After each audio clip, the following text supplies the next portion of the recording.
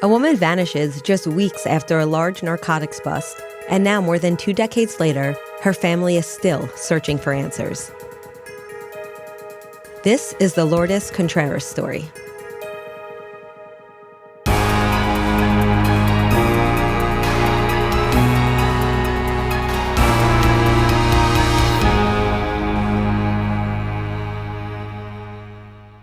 Hey, Meghan. Hey, good morning. How's it going? Oh, it's going. All right. We're moving right along. I was so hot in here because, I don't like this room's always so cold because I'm in the basement. Yeah. So I put the heat on really high and shut the door. And now it's way too hot. I thought you don't have heat in there. Oh, the space Oh, heater. I'm sorry. I have a space heater, but I can't put it on while we record because it makes that buzzing noise. Yeah. Okay. So I would made the room so steamy, and now I'm so hot. But I'm always hot in our room because it's got all the audio stuff, and no matter what, the heat can be off. I'm always hot. I run hot anyway, but yeah. What are you gonna do? I've heard it's a part of aging. So they say. I wouldn't know. Lucky you.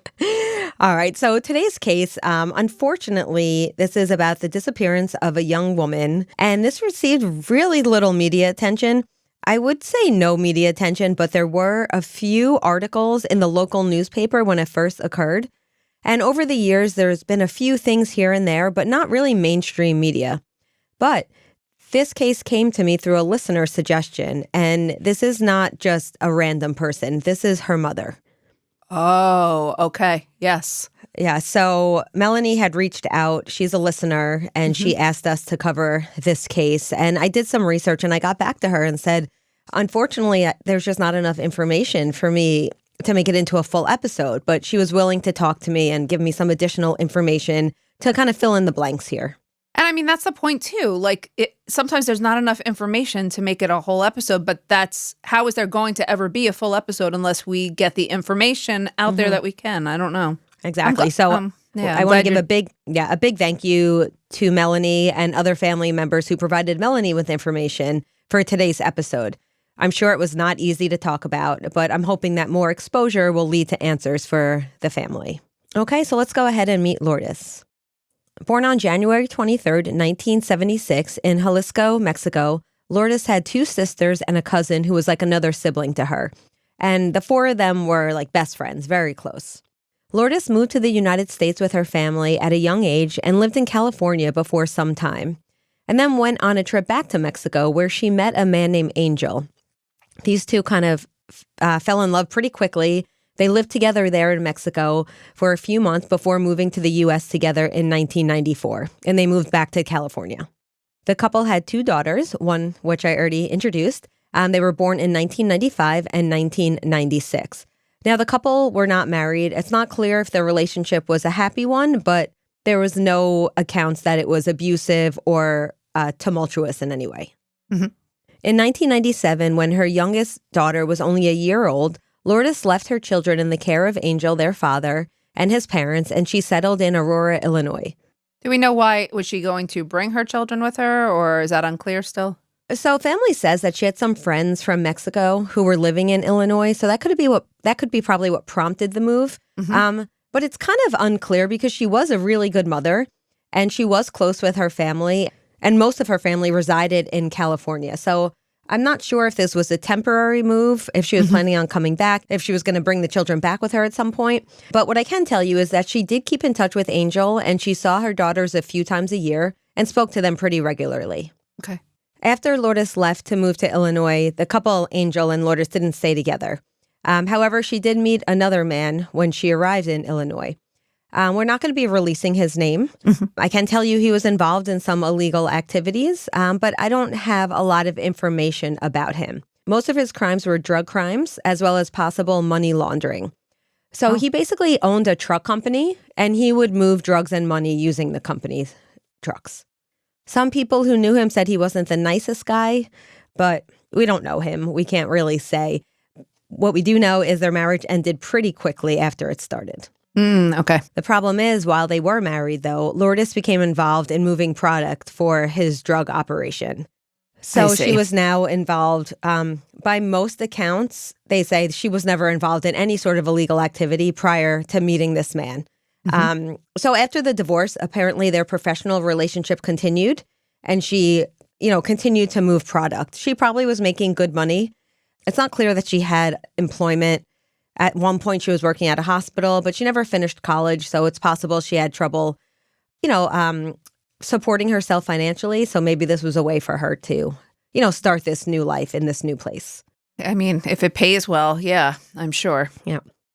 After separating from her husband, she started dating a man from Durango, Illinois. Now, I don't know this man's name, but her sisters and cousin, who would often visit her in Illinois, say that he was tall, dark, and handsome. Okay.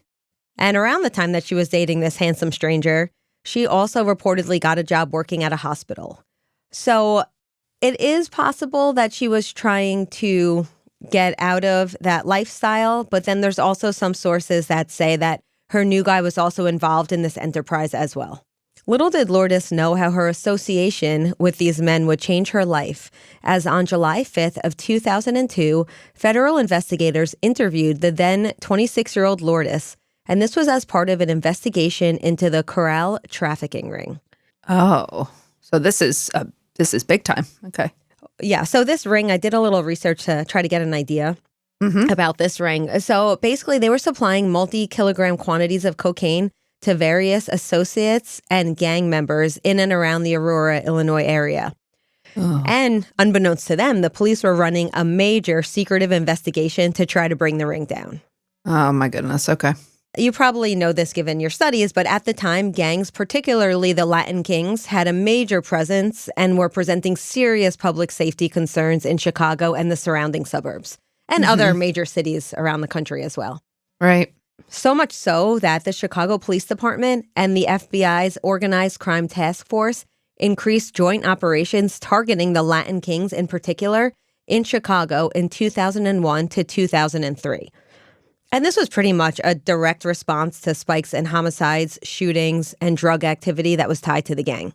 And around the time of this investigation, a federal indictment targeted several high-ranking Latin Kings in Chicago. And they were indicted for racketeering, drug trafficking, and weapon offenses. And again, this big case stems from years of surveillance and undercover operations. So while I can't say for sure that the Corral ring was part of this operation, I feel pretty confident saying that due to this investigation, that's how this ring was uncovered, because it's around the same time in the same area and there's associations between them. Yeah, that makes sense. Only 2 weeks prior to the interview that Lourdes was asked to do with the police, this Corral ring had been busted. Now, the police conducted a series of raids on members that they suspected. This was a big deal because their leader, who was a member of the Latin Kings, was named Juan Corral. He was specifically targeted on the night of June 23rd, 2002. So this is what happens. So cops pulled him over not far from his home, citing that he had run a stop sign. Oh. However, this was a ruse. Meghan, I'm assuming you know about a pretext stop. I teach about this, especially in my race and crime class. I don't teach about it, no. Oh, okay. Yeah, like I said, it's in my race. You don't teach race and crime. It's relevant mostly to that when we talk about how minority people are unfairly targeted. You often see this in pretext stops. So basically, a pretext stop is when an officer stops a driver for a very minor traffic violation, whether that be not signaling, not coming to a complete stop, maybe going just a few miles over the speed limit.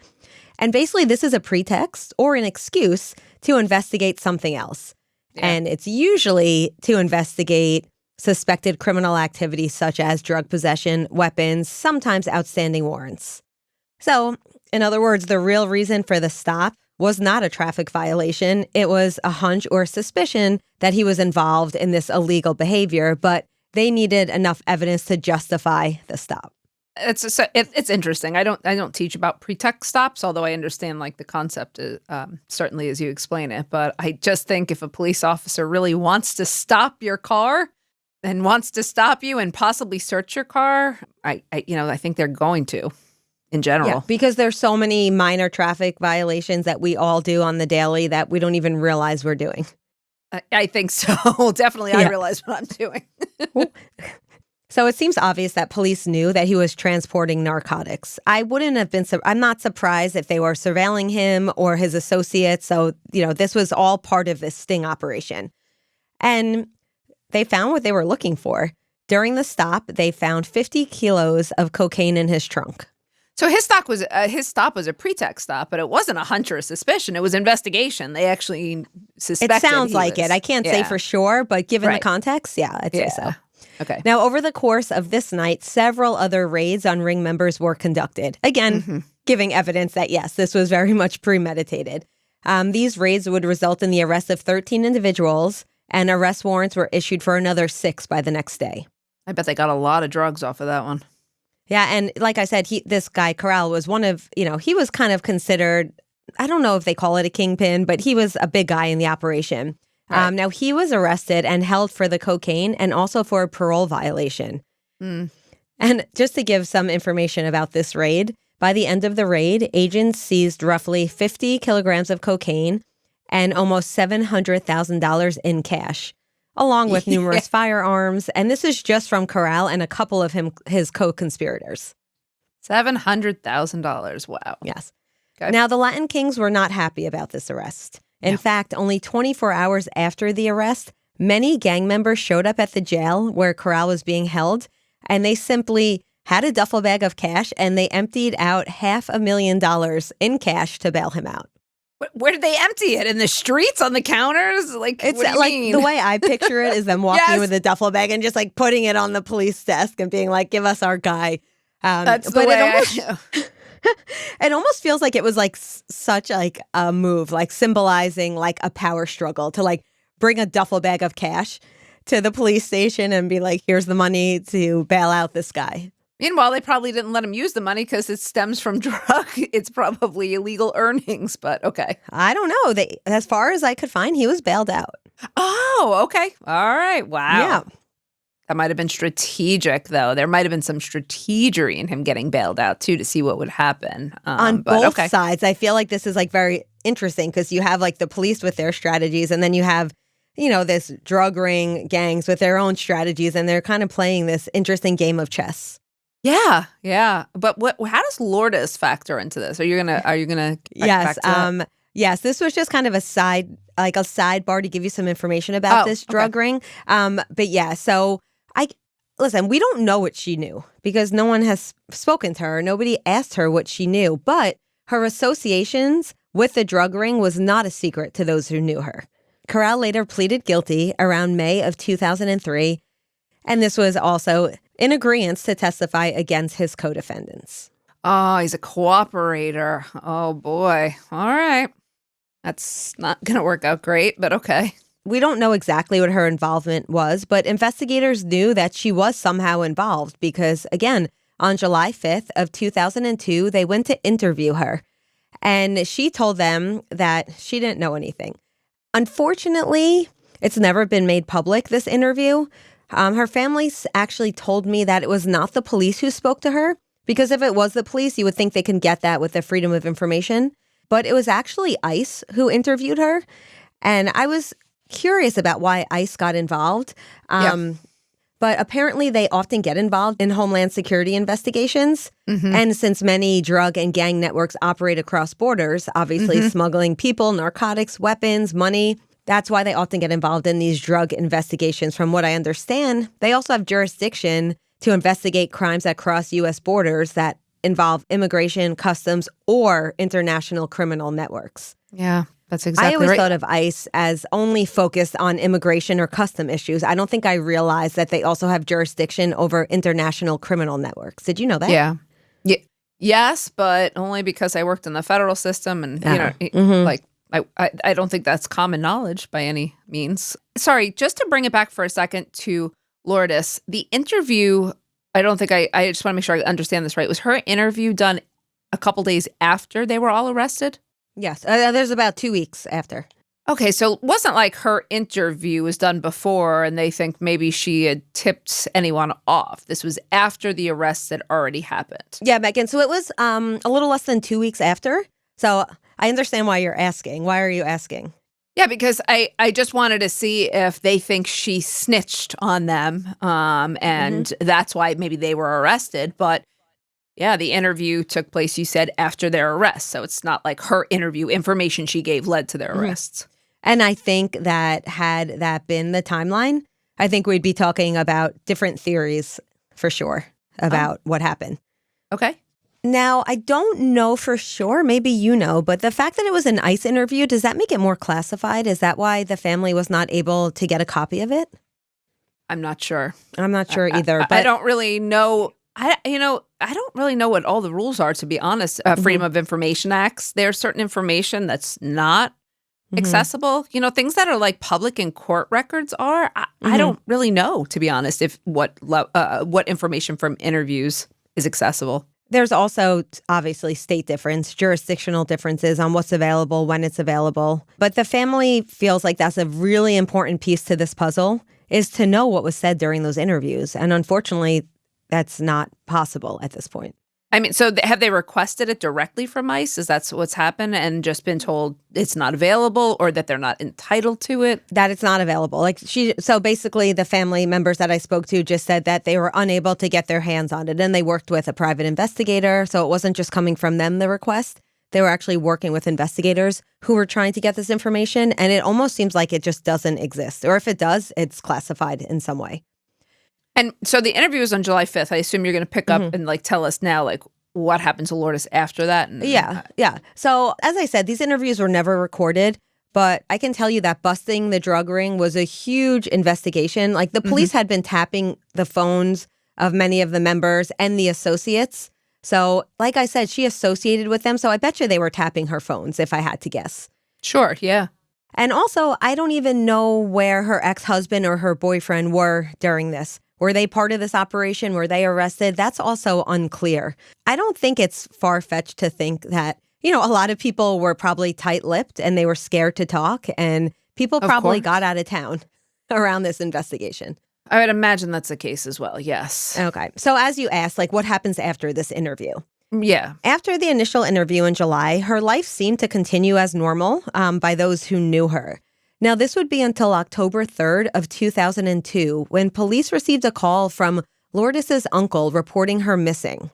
Now, something I want to point out here is this must be an uncle, an uncle that not everyone knew, because her daughter and her family does not know who this man was, and nobody ever spoke to him. This is interesting. So, this according to... Yeah. This is 3 months later, and an unknown male is calling to report her missing. Her uncle. Well, he said he was her uncle. Uh-huh. But you're saying no one in the family knows him. But the family doesn't dispute that it was an uncle. Apparently there were the family, but it could be, it could not be. There were family members that, on different sides of the family that it's possible, but it's never been confirmed. What has been confirmed is that according to reports, this unknown family member said that the last time he or anyone else spoke to her was on August 6th of 2002. So if that's correct, that's about a month between her interview and the last time anyone spoke to her. And no one reported her missing for 2 more months? And the reason why her family did not report her missing is because her family says it wasn't unusual for her to go a week or two without speaking to them. No one was immediately alarmed because sometimes, you have these family members or friends. They sometimes just kind of go under the radar. They need their own time. They just kind of fall off. But in early August, she did talk to her 2 daughters. So it was confirmed that she was, still around early August. And her daughters were pretty young at this time. They were only 6 and 7. So Melanie doesn't fully remember, but she also spoke to her father and her aunts to get some additional information. And this is complicated because virtually all of her family members lived out of state. So this really makes it difficult to have an exact date of her disappearance, because we could say her family spoke to her on August 6th. Does that mean that she went missing on August 7th or on September 7th? We don't know. So in between these 2 months, between August and October, are there any reported sightings, surveillance? Did she work her... she had a job at a hospital. Do you know what I mean? Did anyone see this woman or hear from her between these 2 months? No, but I think the problem is that there was a lack of an investigation. So nobody was talking to witnesses, potential witnesses, or pulling surveillance. So the family wasn't that concerned because they said sometimes, like I said, sometimes she would, go off the radar. But 5 a.m. the next morning, a patrol officer found her 1995 Chevy pickup abandoned in a Target parking lot in Naperville. This is about 5.5 miles from her residence. Oh, well, that's pretty good information then to indicate that's when she went missing. No, it's not, because some eyewitnesses say the truck had been there for weeks. Unfortunately, nobody cared. So allegedly, a Target worker saw this car and she told her boss. She worked nights. So usually you wouldn't notice. Target's so crowded, you probably wouldn't notice the same car being in the parking lot. But since this one person worked nights, she noticed it. And she said to her boss, like, hey, like, there's this like random car that's been here. We may want to do something. And I guess he kind of just brushed it off. So it's hard to say how long it was there. It's possible it was there for a month. It's possible it was there for a few days. There's also mixed reports about what was found in this truck. Some say that parts of the truck were burned. Others say it looked as though someone was maybe staying or sleeping in the truck, being that there was a lot of papers and food containers, while others say that there were possibly some drugs found. The problem is no footage was pulled at the time. And by the time this started to be investigated, it was long gone. And this is so frustrating because that surveillance footage could have been exactly what was needed to blow open this whole case. When was the car or her truck reported in the Target lot? One day after the man called the police to say he hasn't heard from her, that's when the police came across her car. Oh, that's why I was confused. I thought you had said it was right after that phone call in August with her daughters. They found her car. No, it was the day after. And that's sorry to our listeners. If Megan's confused, you're probably confused too. Yeah, so it was a day after she was reported missing. No, I was saying I don't think me being confused is any indication of our listeners being confused. I just wasn't following well. Okay, that makes a lot more sense, and I get it. Okay, thank you. So to me, one of the biggest problems with this case is there's very little evidence at all. However, it was assumed that she left on her own accord to escape the investigation. That was just decided. I don't know who decided that narrative, but it was decided early on that this would not be investigated because she's an adult and she could leave on her own accord. Now, maybe she was fearful. This is the same people who decide that a young mother would leave her young children behind and start over a new life. It's, this assumption that women are just going to walk away and. Mm-hmm. Luckily, people cared, though. Her family disagreed and they sprung into action. In fact, her sisters and her cousin, they went to Illinois and they were on the ground trying to figure this out. They actually paid to have local commercials and ads run about her disappearance. Somehow they got no tips, though, from having those ads run. They also printed flyers. They hung them in all the places that she had been known to frequent. They walked around talking to friends and acquaintances. They were doing their own investigation. And sadly, sometimes family members have to do this. Now, remember that old boyfriend, the one who was described as handsome? Yeah. The women spoke to him, and although he said he didn't know anything, they reported that he was visibly shaking and he looked incredibly nervous. Things would get even stranger for them, however, when they went to look through all of her belongings in a storage space, and they found nothing at all. So I guess her stuff was in storage. I'm not sure why. If she was in between places, maybe she had some stuff at the place she was living, and she wasn't sure where she was going to be moving. I don't know if things were also gone from her apartment, but it was surprising to them that there wasn't more stuff in the storage unit. Was there nothing there, or was there just like limited items? Very limited items. I guess one of the sisters or the cousin had visited that unit not long before this is the impression I got. So they had some point of comparison that they were able to make. One thing that the family shared with me that they found important was that there was one thing noticeably missing, and it was her phone book. I'm assuming this was something important to her that the family must have known because they were looking for that item in particular and they couldn't find it. They say it was stolen by a man who offered to drive them around looking for her. The family thinks that this man offered to drive them around maybe because he wanted to get some information. But again, this man remains unnamed as well as some other people in this case for safety reasons. Okay. Wow. This is a tough one. It is a tough one because I thought it was extremely important to share, and it is important to share, but we don't know a lot. But that doesn't mean that other people don't know more information. That's why it's our hope that sharing this story will ignite a conversation about this case, and somebody out there might know something.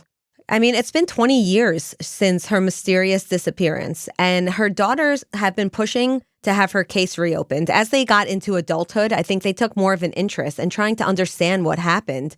And as of September of 2025, her case has officially been reactivated. Oh, good. Probably under a cold case unit. Yeah, and this was only because the family tirelessly pushed for this. So now we have fresh eyes, we have some new technology, and the family is hoping for some information in this case. I was interested in, what leads are being looked into, and it just seems like the investigators are starting by talking to people, interviewing. There's a lot of players involved in this case. Again, I didn't reveal a lot of the names, but the names are known to the family and known to investigators. So hopefully by starting there, they could start building some sort of narrative or timeline. Now, it seems to me that there are two potential theories here, right? She either left on her own accord or she was met with foul play, probably by a member of the drug ring, if at all. Like I said, her family does not believe that she would have left without telling anyone at all, but we always have to look at the other side. And out of respect for the family, sometimes we don't like to talk about the other side because the family says she would never leave on her own accord. But just to be fair to the investigation, we have to consider all angles. Respectfully in this case, too, to the family, but there is more of a reason that may have prompted her to leave. And it's not for the reason that she's looking to restart her life and whatnot, true. But it seems like there is the potential of fear and threats. Yes. So I think it's more palpable in this case, in this with this person. I agree. So there are some people that believe that her walking away is not that far-fetched. Some reports say, again, she didn't keep in great contact with her family. Obviously, that's according to some, while others say she was very much in contact. We know that she was definitely involved in dangerous activity. And so it's possible that because of fear, like you said, she may have walked off to start a new life. Maybe she felt that the gang would, go after her or her children if she didn't disappear. But other than the fact that her family does not think this is the case, there's never been any evidence to support these theories and absolutely no credible sightings of Lourdes over the many, many years that she has been missing. Which, I understand is kind of debunks the theory a little bit because usually people leave a trail at some point. However, if nobody's looking at first and there's a long time, if someone flees the country, I think that's more unlikely. But I mean, if she was afraid of a gang, is there any relation here to the cartel? Could be. I can't say. It might have been like, she's afraid for her children. I mean, I think it's more unlikely, to be honest. But I don't, in this case, in this scenario, I don't think we can eliminate that as a possibility. I agree. And no charges have ever been filed against her, although she was a subject of a federal narcotics investigation. Charges were, I don't know if charges were dropped or just stalled. But when I was digging through pages of documents, so the family member sent me police reports. Okay. And I found something really interesting. I'm going to read it to you, okay? This was in a police report dated April 2008. And this was the first time I came across this information. So it says that the missing person in the case came up missing after possibly being involved in a federal drug smuggling investigation. It goes on to say that she was a courier for a drug dealing crew and that the investigation led to the recovery of narcotics, with her not being arrested due to the lack of evidence. It goes on to say that she lost all contact with family members due to the nature of the investigation and for being responsible for losing a shipment of narcotics. Oh. Losing a shipment of narcotics?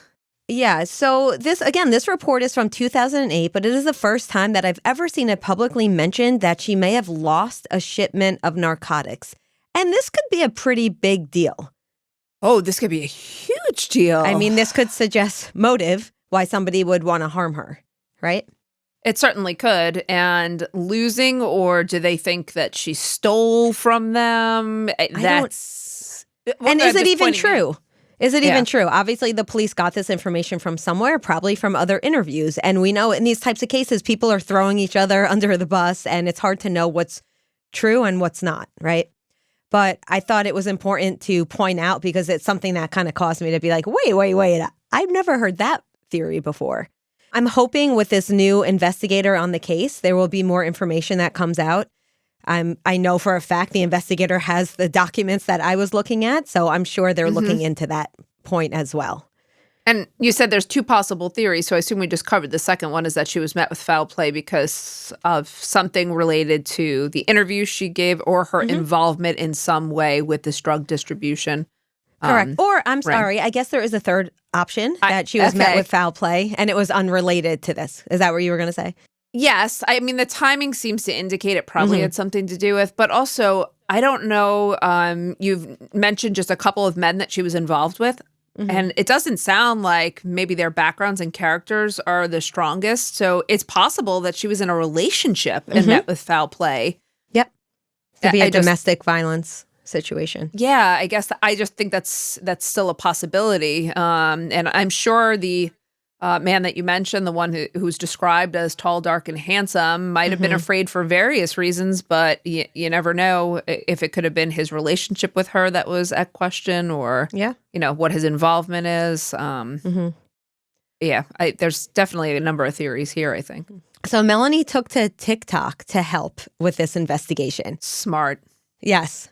Her TikTok is called Help Find Lourdes, and it has brought new attention to the case. In fact, last time I checked, there were over 35,000 followers, but 3.4 million likes. Wow. Yeah. And she says she received some really interesting and possibly useful tips that she continually passes on to investigators. Crowdsourcing like this has solved so many cases, and I'm sure the private investigator is more than happy to have someone helping him with his job. Unfortunately, recently she had to turn off comments because people got a bit carried away. As we always do. People like to help, and sometimes these online sleuths don't know everything about a case, and they think they solved it. So unfortunately, there was a woman on TikTok who has the same exact name as Melanie's mother, and people say that it resembles her mother. And they started harassing this woman, saying, "How'd you leave your children? You're a bad mother."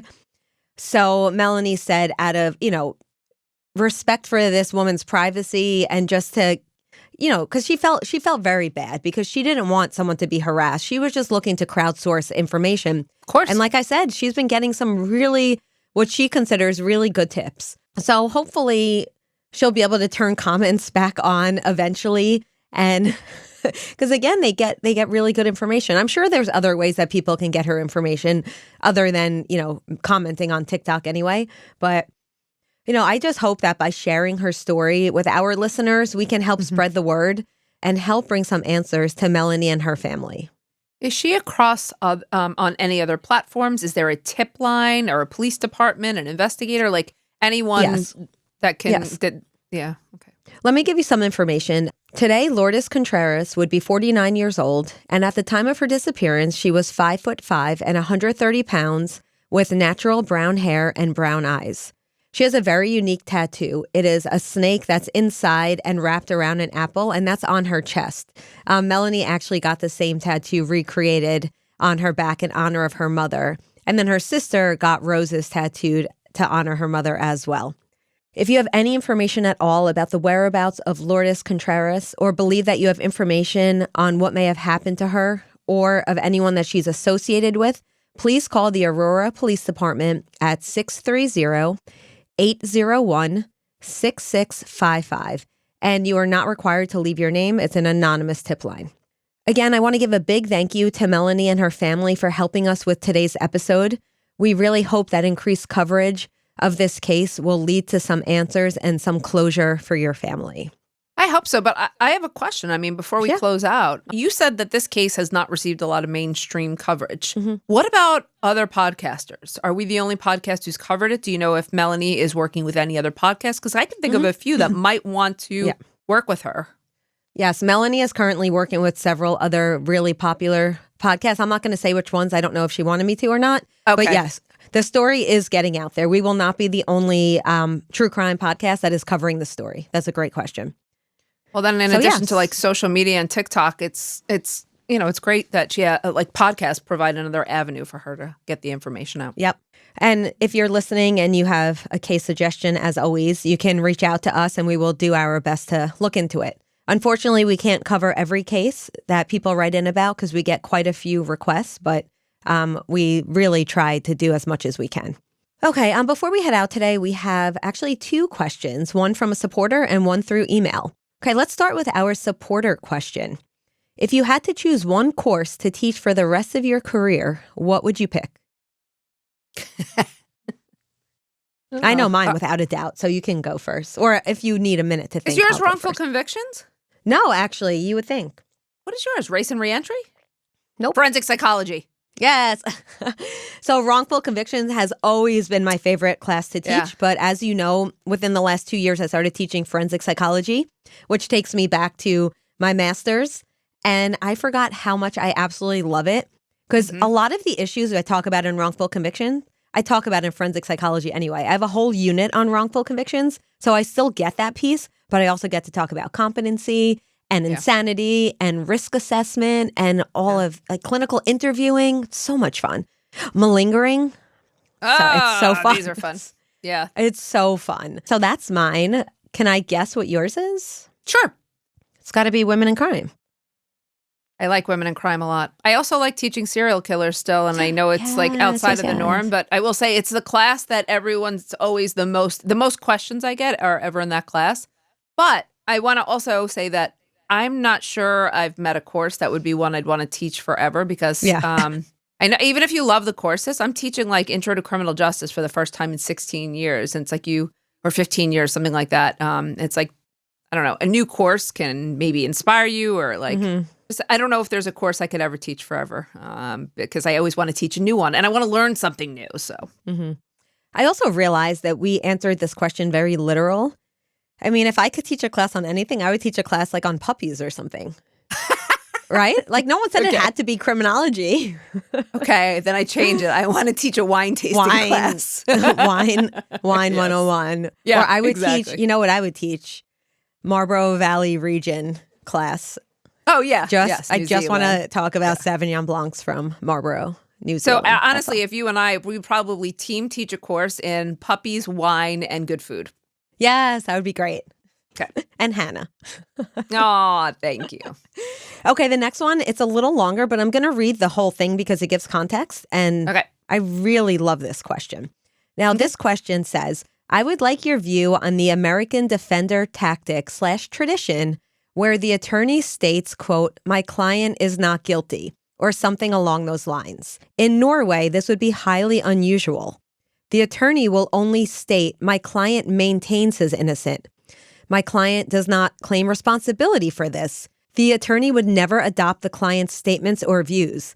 Most attorneys who are interviewed about these matters state that they don't even ask their clients if they're innocent or guilty because it's not relevant to the performance of their job.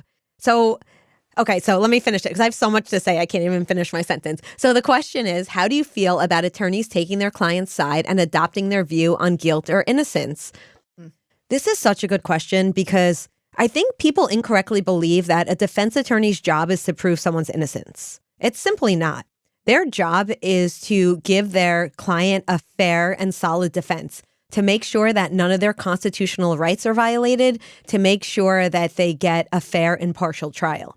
So no, their guilt or innocence should not have anything to do with it. I know you've worked with attorneys. We've spoken to attorneys when we investigated Melanie McGuire's case to ask attorneys whether or not their client's innocence does matter. And I know people have different views on this. Some feel like they don't want to know and it's irrelevant. But for other people, it might be like more of a personal preference or a morality thing that it's important for them to know the truth. What do you think? I don't know that I don't think I understand the question. The actual question is like, why do attorneys need to know, or do they need to adopt innocent or guilty? So the question is pretty much saying, like, in the American criminal justice system, you'll often hear a defense attorney say, my client is not guilty. Like they're adopting the view that their client's not guilty. But that is their job. Their job is zealously advocate for their clients, but like in the end, Zealously advocating is creating reasonable doubt. That doesn't mean innocence, though. Innocence and reasonable doubt are different. You're right. So she's pretty much, this brilliant writer is pretty much saying the lawyer should say my client maintains their innocence. They should not bring their own, they should not bring their own views into it. And I tend to agree with that. Okay. I think, I don't know. I'm sorry. I really apologize. I'm very slow this episode. This could be my fault. I might not be explaining well today. No, it's definitely an exhaustion thing. That makes a lot more sense. And yes, I get it. Okay, that's very cool. And you know what actually is really fun about the question is that someone writes from Norway and explains how they do it in Norway. And I'm like, wow, that's a new thing. So that's cool. Thank you. So do you agree? So the opinion I gave is a little off from this question. But I'm wondering, in your opinion and in your experience, is guilt or innocence relevant for defense attorneys?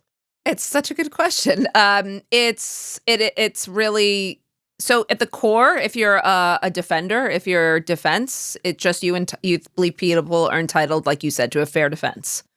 But that's really if you're in public defense. If you are going the route of private, I think you're allowed to let your opinion and bias come in. If I become a private defender, maybe I want to defend people who have been falsely accused of sexual assault because that's important to me. And if someone comes to me and says, I did it, I go, you know what? I have no interest in defending you. I think that's a right you maintain when you are in private practice and one you don't maintain as someone who's in public defense. That's an important distinction that I didn't consider is the difference between private and public. So well said. Thank you, Meghan. And thank you to our listeners and our supporters who send in their questions. They really we love thinking about things we haven't really considered. And you always give us that opportunity. So thank you. If you have a question for us, feel free to message us at womenandcrimepodcast.com/contact. And again, if you're a lifer Patreon member, then your question is guaranteed to be read on air. All right. Well, that's all we have for today. Thank you all so much for listening, and we will catch you next time on Women in Crime. Women in Crime is written and hosted by Megan Sachs and Amy Shlosberg. Our producer is James Varga. Script editing is by Abagail Belcastro. Audio editing is by Siler Burr and Jose Alfonzo. And music is by Desert Media. If you enjoy the show, please remember to follow and leave a review. You can also support the show through Patreon, where you can get access to additional ad-free content such as exclusive full-length episodes, lectures, a book club, and virtual happy hours with Meghan and Amy. For more information, visit patreon.com/womenandcrime. Sources for today's episode include the American Crime Journal, the U.S. Department of Justice, the Aurora Police Department, an interview with Melanie Manzo, the Charley Project, and the Department of Justice.